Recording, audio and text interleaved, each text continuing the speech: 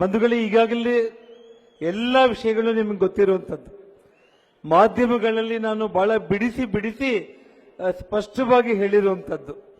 ನನ್ನ ಶ್ರೀಮತಿ ಮತ್ತು ನನ್ನ ಸಹೋದರ ಸೋಮಶೇಖರ್ ರೆಡ್ಡಿ ಎಲ್ಲ ವಿಚಾರಗಳನ್ನು ಹೇಳಿದ್ದಾರೆ. ನಮಗೆ ಬೆಂಬಲವಾಗಿ ಇಡೀ ಪಕ್ಷದ ಎಲ್ಲ ಹಿರಿಯ ನಾಯಕರುಗಳು ಎಲ್ಲರೂ ಇಲ್ಲಿಗೆ ಆಗಮಿಸಿದ್ದಾರೆ.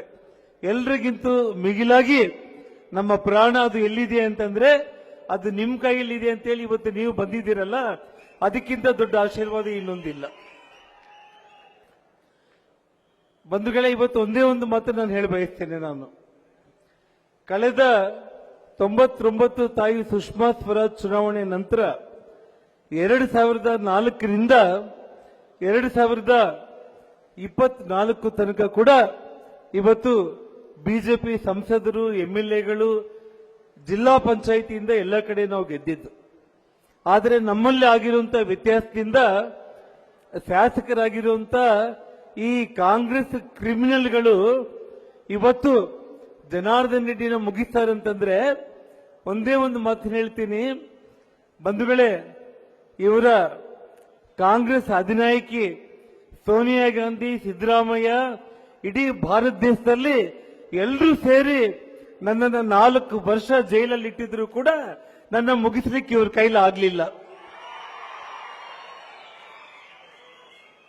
ಎಷ್ಟು ತೊಂದರೆಗಳನ್ನು ಕೊಟ್ಟರು ಕೂಡ ಎದೆಗುಂದಿದೆ ನನ್ನ ಬಳ್ಳಾರಿ ಜನರ ನಂಬಿಕೆ, ಪ್ರೀತಿ, ವಿಶ್ವಾಸವನ್ನ ದೃಷ್ಟಿಯಲ್ಲಿ ಇಟ್ಕೊಂಡು ನಾನು ಬದುಕಬೇಕು, ಬಳ್ಳಾರಿಗೆ ಹೋಗ್ಬೇಕು, ಮತ್ತೆ ನಾನು ಸಾಧಿಸಲೇಬೇಕು ಅಂತೇಳಿ ಇವತ್ತು ನಾನು ಬದುಕ್ತಾ ಇದ್ದೀನಿ. ಬಂಧುಗಳೇ,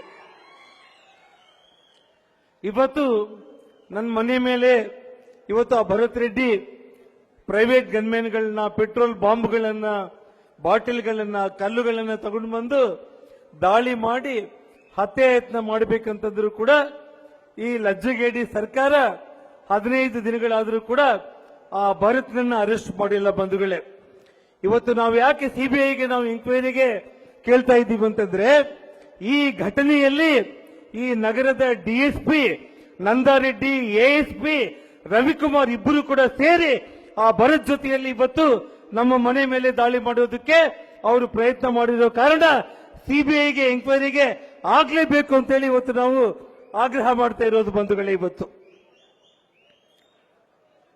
ಯಾವುದೇ ಒಂದು ಪೊಲೀಸ್ ಅಧಿಕಾರಿಗಳ ಮೇಲೆ ನನಗೆ ಯಾವತ್ತೂ ಕೂಡ ಸಿಟ್ಟು ಅನ್ನೋದಿಲ್ಲ. ನಮ್ಮಪ್ಪ ಕೂಡ ಪೊಲೀಸ್ ಕಾನ್ಸ್ಟೇಬಲ್. ಇಲ್ಲಿರುವಂತ ಎಲ್ಲ ಪೊಲೀಸ್ ರೀತಿಯಲ್ಲೇ ನಮ್ಮ ತಂದೆ ಕೂಡ ಲಾಠಿ ಇಟ್ಕೊಂಡು ಹೋಗಿ ಕೆಲಸ ಮಾಡಿದಂತವನು. ಬಂಧುಗಳೇ, ಇವತ್ತು ಬಳ್ಳಾರಿಯಲ್ಲಿ ಇಡೀ ವಾರ್ಡ್ಗಳಲ್ಲಿ ಮಟ್ಕ, ಓಸಿ ಮತ್ತು ಕ್ಲಬ್ಗಳು, ಜೂಜಾಟಗಳು, ಕ್ರಿಮಿನಲ್ಸ್ ತಯಾರಾಗ್ತಾ ಇದ್ರೆ ಇವತ್ತು ಈ ರವಿಕುಮಾರ್ ಮತ್ತು ಸಿಟಿ ಡಿಎಸ್ಪಿ ಏನ್ ಮಾಡ್ತಾ ಇದ್ದಾರೆ ಅಂತಂದ್ರೆ ಆ ಎಂಎಲ್ಎ ಜೊತೆಯಲ್ಲಿ ಸೇರ್ಕೊಂಡ್ಬಿಟ್ಟು ಎಲ್ಲ ಕ್ರಿಮಿನಲ್ಗಳನ್ನ ಬಳ್ಳಾರಿಯಲ್ಲಿ ಒಂದು ಫ್ಯಾಕ್ಟರಿ ತರ ಇವತ್ತು ತಯಾರು ಮಾಡಿ ಇವತ್ತು ನನ್ನ ಮನೆ ಮೇಲೆ ದಾಳಿಗೆ ಬಂದಿದ್ದಾರೆ. ಬಂಧುಗಳೇ, ನಿಮ್ಮ ಆಟ ಯಾವುದೇ ಕಾರಣಕ್ಕೂ ಕೂಡ ನಡೆಯಲ್ಲ. ಒಬ್ಬ ಅಮಾಯಕ ಎಸ್ಪಿ ಬಳ್ಳಾರಿಗೆ ಬಂದು 24 ಗಂಟೆ ಕೂಡ ಆಗಿಲ್ಲ.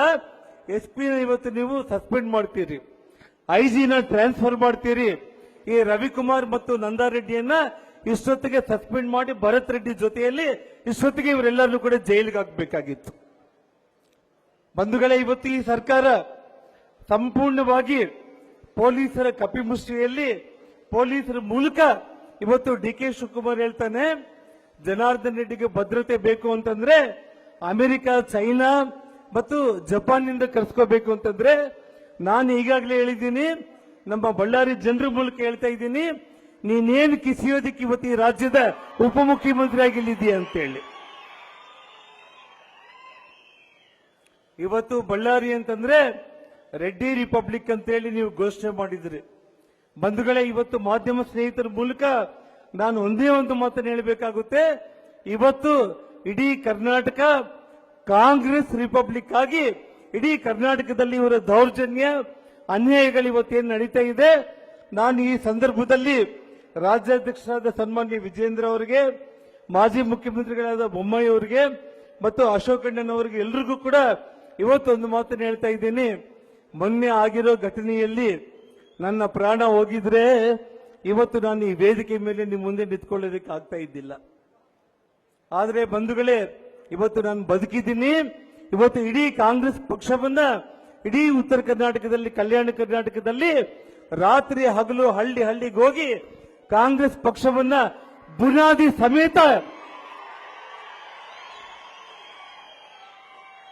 ನಿಮ್ಮ ಬುನಾದಿ ಸಮೇತ ಕಿತ್ತಾಕಿ ಬರೋ ದಿನಗಳಲ್ಲಿ ಭಾರತೀಯ ಜನತಾ ಪಕ್ಷ 150ಕ್ಕೂ ಹೆಚ್ಚು ಸೀಟ್ಗಳನ್ನು ಗೆಲ್ಲೋದ್ರ ಮೂಲಕ ಬರೋ ದಿನಗಳಲ್ಲಿ ಯಾವತ್ತಿಗೂ ಕೂಡ ಈ ಕರ್ನಾಟಕ ರಾಜ್ಯದಲ್ಲಿ ಕಾಂಗ್ರೆಸ್ ಅನ್ನುವಂತ ಮಾತೆ ಜನರು ಮರಿಬೇಕು. ಆ ಮಟ್ಟಕ್ಕೆ ಇವತ್ತು ನಾವು ಹೋರಾಟ ಮಾಡಿ ಬರೋ ದಿನಗಳಲ್ಲಿ ಪಕ್ಷ ಅಧಿಕಾರಕ್ಕೆ ಬರುತ್ತೆ. ಈಗಲಾದ್ರೂ ಕೂಡ ನಾನು ಹೇಳ್ತಾ ಇದ್ದೀನಿ, ಈ ಸರ್ಕಾರಕ್ಕೆ ತಕ್ಷಣ ಬಳ್ಳಾರಿಯಿಂದ ಈ ರವಿಕುಮಾರ್ ಎಎಸ್ಪಿಯನ್ನ, ನಂದಾರೆಡ್ಡಿಯನ್ನ ಸಸ್ಪೆಂಡ್ ಮಾಡಿ ಈ ಬಳ್ಳಾರಿಯಿಂದ ಹೊರಗಡೆ ಹಾಕಿ. ಆವಾಗ ಮಾತ್ರ ಇವತ್ತು ಬಳ್ಳಾರಿಯಲ್ಲಿ ಶಾಂತಿ ಇರುತ್ತೆ. ನಂತರ ಇವತ್ತೇನ್ ತಾವು ಸಿಐಡಿಗೆ ಇವತ್ತು ನೀವು ವಹಿಸಿದ್ದೀರಾ, ನಿಮ್ಮ ಪೊಲೀಸರೇ, ನಿಮ್ಮಿಂದ ನ್ಯಾಯ ಸಿಗೋ ಪ್ರಶ್ನೆನೇ ಇಲ್ಲ. 3 ಗನ್ಮ್ಯಾನ್ಗಳನ್ನು ಬಂಧನ ಮಾಡ್ತೀರಿ. ಆ 3 ಬಂಧನ ಮಾಡಿರುವಂತ ಪ್ರೈವೇಟ್ ಗನ್ಮ್ಯಾನ್ಗಳು ಯಾರು ಮನುಷ್ಯರು? ಇವತ್ತು ಅವನು ಭರತ್ ರೆಡ್ಡಿ ರಾತ್ರಿ 9 ಗಂಟೆಗೆ ನನ್ನ ಮನೆಗೆ ಬಂದು ಪೊಲೀಸ್ ಎಸ್ಕಾಟ್ ಅಲ್ಲಿ ನನ್ನ ಮನೆ ಮೇಲೆ ಗುಂಡುಗಳನ್ನು ಹಾರಿಸಿ ಪೆಟ್ರೋಲ್ ಬಾಂಬ್ಗಳನ್ನು ಹಾಕ್ತಾ ಇದ್ರೆ, ಪೊಲೀಸರ ಕಣ್ಮುಂದೆನೆ ನಡೀತಾ ಇದ್ರೆ, ಇವತ್ತಿನವರೆಗೂ ಕೂಡ ಆ ಒಬ್ಬ ಅಮಾಯಕ ರಾಜಶೇಖರ್ ಆ ಪೊಲೀಸರ ಲಾಠಿ ಚಾರ್ಜ್ಗೆ ಅವನು ಬೆನ್ನು ತೋರಿಸಿ ಓಡೋಗ್ತಾ ಇದ್ರೆ, ಬೆನ್ ಹಿಂದೆ ಅವನ್ನ ಪಾಯಿಂಟ್ ಬ್ಲಾಂಕ್ ಅಲ್ಲಿ ಶೂಟ್ ಮಾಡಿ ಆ ಒಬ್ಬ ಅಮಾಯಕನ್ನ ಸಾಯಿಸಿದ್ರಲ್ಲ. ಇವತ್ತು ಆ ಮನೆಗೆ ಹೋದ್ರೆ ಆ ತಾಯಿ ಕಣ್ಣೀರು ನೋಡ್ತಾ ಇದ್ರೆ, ನಮಗೂ ಆ ವಯಸ್ಸಿನ ಮಕ್ಕಳಿದ್ದಾರೆ. ನಿಮ್ಮ ಕಾರ್ಯಕರ್ತರು ನಿಮ್ಮನ್ನ ನಂಬಿಕೊಂಡು ಬಂದಿರುವಂತವ್ರನ್ನೇ ಕೊಲೆ ಮಾಡಿ ಇವತ್ತು ಸಿಂಪತಿಗೆ ಇಡಿಸ್ಕೊಳ್ಳೋ ಪ್ರಯತ್ನ ಮಾಡಿದ್ದೀರಾ. ನೀವು ರಾಕ್ಷಸತ್ವ ಮೆರೆದಿದ್ದೀರಿ. ಆ 3 ಗನ್ಮ್ಯಾನ್ಗಳು ಯಾರು ಅಂತಂದ್ರೆ, ಭರತ್ ರೆಡ್ಡಿ ಸಮಕ್ಷಮದಲ್ಲೇ, ಭರತ್ ರೆಡ್ಡಿಗೆ 5-10 ಅಡಿ ದೂರದಲ್ಲೇ ಆ ಗನ್ಮ್ಯಾನ್ಗಳು ಆ ರಾಜಶೇಖರ್ನ ಕೊಲೆ ಮಾಡಿದ್ದಾರೆ. ಆ ಗನ್ಮ್ಯಾನ್ಗಳ ಮಾಲೀಕ ಯಾರು ಅಂತಂದ್ರೆ ಭರತ್ ರೆಡ್ಡಿ. ಅವನ್ನ ತಕ್ಷಣ ಬಂಧನ ಮಾಡಬೇಕಾಗಿತ್ತು, ಬಂಧನ ಮಾಡಿಲ್ಲ. ಇವತ್ತು ಭರತ್ ರೆಡ್ಡಿಯನ್ನ ಬಂಧನ ಮಾಡಬೇಕು, ಸಿಬಿಐ ಎಂಕ್ವೈರಿ ಕೊಡಬೇಕು. ಇವತ್ತು ಈಗಾಗಲೇ ಸನ್ಮಾನ್ಯ ವಿಜೇಂದ್ರ ಅವರು ಒಂದು ಮಾತನ್ನು ಹೇಳಿದ್ರು, ಮಾಧ್ಯಮ ಸ್ನೇಹಿತರು ಕೆಲವೊಂದು ಗೊಂದಲಗಳನ್ನ ಮಾಡೋದಕ್ಕೆ ಹೊರಟಿದ್ರು ಕೂಡ ಇವತ್ತು ನಾನು ಒಂದೇ ಮಾತನ್ನು ಹೇಳಿದೆ. ಇವತ್ತು ನಮ್ಮ ಹೋರಾಟ ಅನ್ನೋದು ಮೊದಲ ಹಂತದ ಈ ಹೋರಾಟ ಪ್ರತಿಭಟನಾ ರ್ಯಾಲಿ. ಇದಾದ ನಂತರ 19-20 ನಮ್ಮ ఢిల్లీ ರಾಷ್ಟ್ರೀಯ ಅಧ್ಯಕ್ಷರ ಆಯ್ಕೆ ಆದ್ಮೇಲೆ ಇಡೀ ನಮ್ಮ ಹಿರಿಯ ನಾಯಕರು ಕೂಡ ಎಲ್ಲರೂ ಸೇರಿ ಮುಂದಿನ ಹೋರಾಟ ಈ ರಾಜ್ಯ ಸರ್ಕಾರ ಸಿಬಿಐಗೆ ವಹಿಸಿದ್ರೆ ಸಂತೋಷ, ನೀವು ವಹಿಸಲಿಲ್ಲ ಅಂತಂದ್ರೆ ಅವತ್ತು ಮುಂದಿನ ಪಾದಯಾತ್ರೆ ಬಗ್ಗೆ ವರಿಷ್ಠರ ಜೊತೆ ತೀರ್ಮಾನ ಮಾಡ್ತೀವಿ ಅಂತೇಳಿ ಅವರು ಈಗಾಗಲೇ ಹೇಳಿರುವಂತದ್ದನ್ನ ದಯಮಾಡಿ ಯಾವುದೇ ಒಂದು ರೀತಿಯಲ್ಲಿ ಇಡೀ ನಾವೆಲ್ಲರೂ ಕೂಡ ಒಂದು ಅಣ್ಣ ತಮ್ಮಂದರಾಗಿ ಒಂದು ಕುಟುಂಬವಾಗಿ ಭಾರತೀಯ ಜನತಾ ಪಕ್ಷದ ಪ್ರತಿಯೊಬ್ಬ ಕಾರ್ಯಕರ್ತರಿಗೆ ಬೆನ್ನೆಲುಬಾಗಿ ನಿಂತ್ಕೊಳ್ಳೋದಕ್ಕೆ ಇವತ್ತು ಇಡೀ ಪಕ್ಷ ಇದೆ ಅನ್ನೋ ಮಾತನ್ನು ಹೇಳ್ತಾ, ತಕ್ಷಣ ಒಂದೇ ಒಂದು ಆ ಭರತ್ ರೆಡ್ಡಿನ ಬರುವಂತ 24 ಗಂಟೆಯಲ್ಲಿ ಅರೆಸ್ಟ್ ಮಾಡಿದ್ರೆ, ಸಿದ್ದರಾಮಯ್ಯ ಅವರೇ ನೀವು ನಾಳೆ ನಾಡಿದ್ದು ಯಾವ ಕ್ಷಣದಲ್ಲಿ ನಿಮ್ಮ ಸೀಟನ್ನ DK ಶಿವಕುಮಾರ್ ಕಿತ್ಕೊಂಡು ನಿಮ್ಮನ್ನ ಕುರ್ಚಿಯಿಂದ ಕೆಳಗೆ ಬಿಸಾಕೋದು ಗ್ಯಾರಂಟಿ.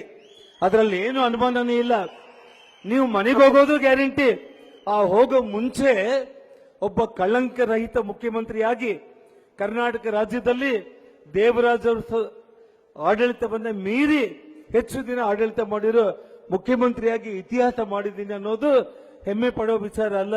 ಸಿದ್ದರಾಮಯ್ಯನವರೇ, ನೀವು ಕೊನೆ ಗಳಿಗೆಯಲ್ಲಿ ಇವತ್ತು ನೀವೇನು ಮನೆಗೆ ಹೋಗ್ತಾ ಇದ್ದೀರಲ್ಲ, ಭರತ್ ರೆಡ್ಡಿಯನ್ನ ಅರೆಸ್ಟ್ ಮಾಡಿ ಇಡೀ ಕರ್ನಾಟಕ ರಾಜ್ಯಕ್ಕೆ ಒಬ್ಬ ನಿಷ್ಪಕ್ಷಪಾತ ಮುಖ್ಯಮಂತ್ರಿ ಅಂತ ಹೇಳಿ ತೋರಿಸ್ಕೊಂಡು ನೀವು ಮನೆಗೆ ಹೋಗ್ಬೇಕು ಅಂತ ಹೇಳಿ ಆಗ್ರಹವನ್ನ ಮಾಡಿ ಈ ನನ್ನ ಮಾತುಗಳನ್ನ ನಾನು ಮುಕ್ತಾಯ ಮಾಡ್ತಾ ಇದ್ದೇನೆ.